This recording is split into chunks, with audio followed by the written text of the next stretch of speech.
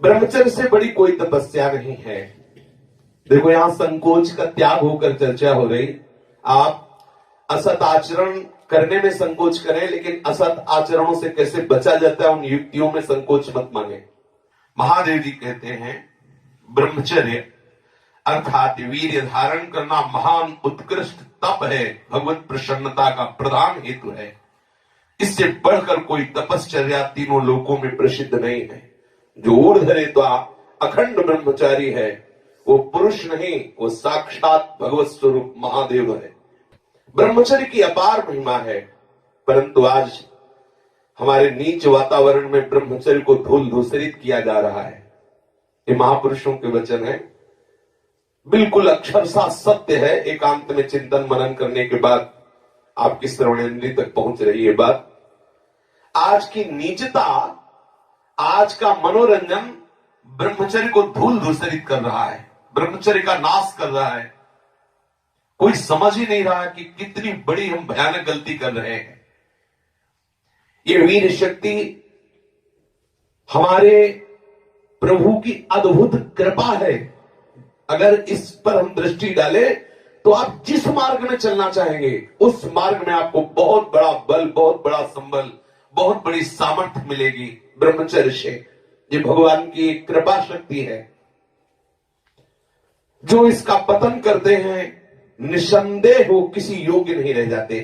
ब्रह्मचर्य का ह्रास जीवन का नाश अर्थात मृत्यु, संपूर्णतया सत्यनाश, सर्वनाश, मृत्यु, ब्रह्मचर्य नाश, सुख का नाश, आरोग्य का नाश, तेज का नाश, विद्या का नाश, बल का नाश, सामर्थ्य का नाश, स्वातंत्र का नाश, धर्म का नाश, भजन का नाश ब्रह्मचर्य के नाश पर है। यदि आपने ब्रह्मचर्य नष्ट कर दिया तो आप किसी काम के नहीं रह गए। आधार स्तंभ टूट गया तो चाहे जितना सुंदर भवन हो नष्ट हो ही जाता है। धर्मनाश होने से संपूर्णतया नाश माना जाता है।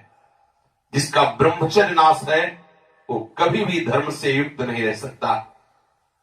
हमारे स्वास्थ्य की संपूर्णतया वृत्तियों को बिगाड़ देने वाली एक चेष्टा है। मरणम बिंदु पाते न जीवनम बिंदु धारणा। ये भगवान शंकर का अमिट सिद्धांत है कि जो वीर के साथ खिलवाड़ करता है वो साक्षात मृत्यु का वर्ण कर रहा है। जो वीर को रोकता है, धारण करता है, वो अमर है, वो भगवत स्वरूप हो जाता है। ब्रह्मचर्य ही जीवन है और ब्रह्मचर्य का नाश ही महान मृत्यु है। ब्रह्मचर्य ही स्वस्थता है, ब्रह्मचर्य का नाश ही महान रोगों का निमंत्रण है। जो अपने इस जीवन शक्ति, वीर शक्ति को नष्ट करते हैं उनका लक्षण है वो चिड़चिड़े स्वभाव के हो जाते हैं, थोड़ी सी बात में बहुत गर्म हो जाते हैं, दूसरों को अशांत बना देते हैं, खुद अशांत बने रहते हैं, थोड़ी थोड़ी बात में वो बहुत बड़े अपवित्र कार्य कर बैठते हैं।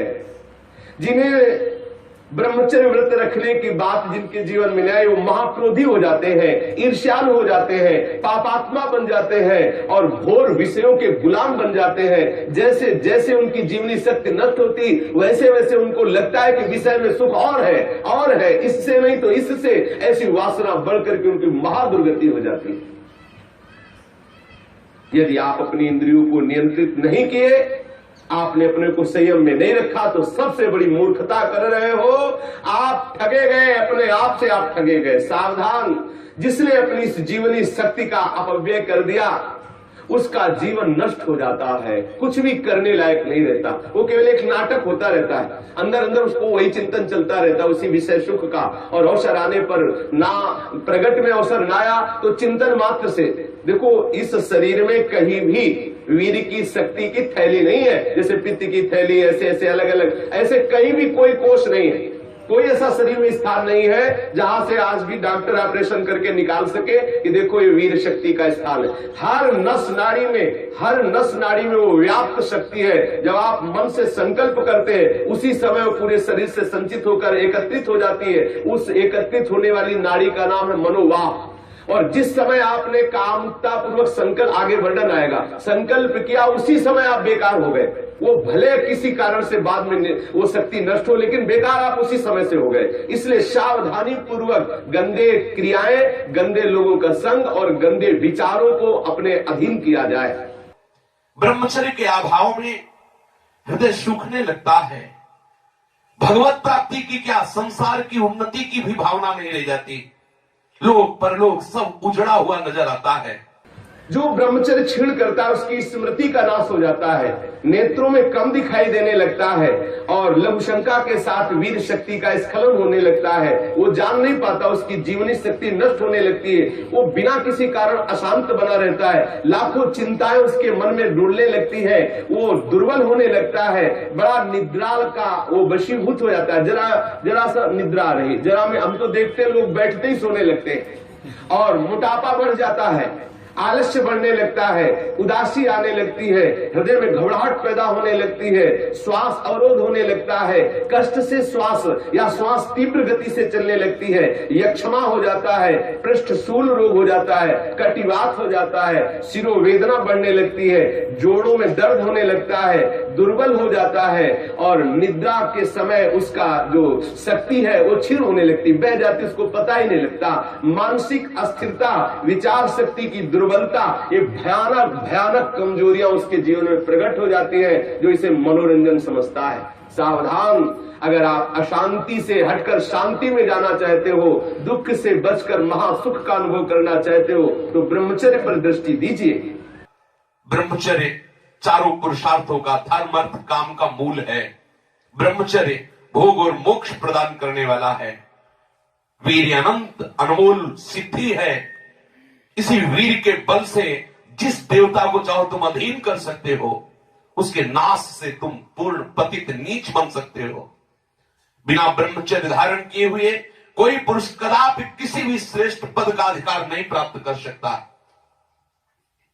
वीर भ्रष्ट पुरुष कदापि पवित्र नहीं, कदापि धर्मात्मा नहीं, कदापि महात्मा नहीं हो सकता। वो दंभ और पाखंड भले कर ले।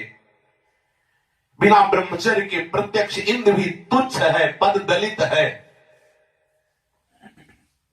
साधारण मनुष्यों की तो बात है क्या, परमार्थ के पथ पर या व्यवहार के पथ पर जिधर भी तुम जाना चाहते हो, अति आवश्यक है ब्रह्मचर्य। समस्त विद्याओं की सूक्ष्म रहस्य को प्रकाशित करने वाला ब्रह्मचर्य, समस्त वैभवों की सिद्धियों को प्रकाशित करने वाला ब्रह्मचर्य, समस्त सौभाग्य का उदय करने वाला ब्रह्मचर्य। ब्रह्मचर्य सर्वश्रेष्ठ मंत्र है, ब्रह्मचर्य सर्वश्रेष्ठ तपस्या है, ब्रह्मचर्य सर्वश्रेष्ठ बल है, स्वतंत्रता है, महान उन्नति है। ब्रह्मचर्य ही हमारी संपूर्ण सिद्धियों का एकमात्र बीज है, रहस्य है। जो साधक या जो गृहस्थ 20 वर्ष अगर गृहस्थ में जाना है तो 20 वर्ष तक किसी भी स्थिति में ब्रह्मचर्य नष्ट नहीं होना चाहिए। यदि ब्रह्मचर्य नष्ट करते हैं तो वो गृहस्थी के योग्य नहीं रह जाते। उनके घर में भ्रष्टाचार होता है, संतानें भी होती है तो वही होती है जो किसी योग्य नहीं रहते।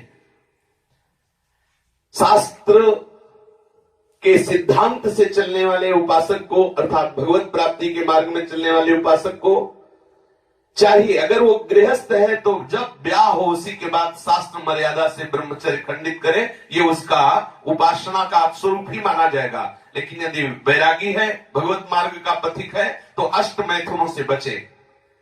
गृहस्थ हो तो उचित संतानोत्पत्ति के लिए भगवत प्रार्थना से युक्त होकर, हे करुणा निधान, मैं आपकी आज्ञा का पालन करने के लिए अपने ब्रह्मचर्य को क्षीण करता हूँ। आपकी कृपा प्रसाद से मैं आपकी प्राप्ति के लिए गृहस्थ धर्म रूपी पूजा आपको स्वीकार करने के लिए प्रार्थना करता हूँ। प्रभु, ये पूजा है, आप स्वीकार कीजिए। वो गृहस्थ धन्य है जो ब्रह्मचर्य पूर्वक संतानोत्पत्ति की क्रिया करके भगवान की आराधना करता है।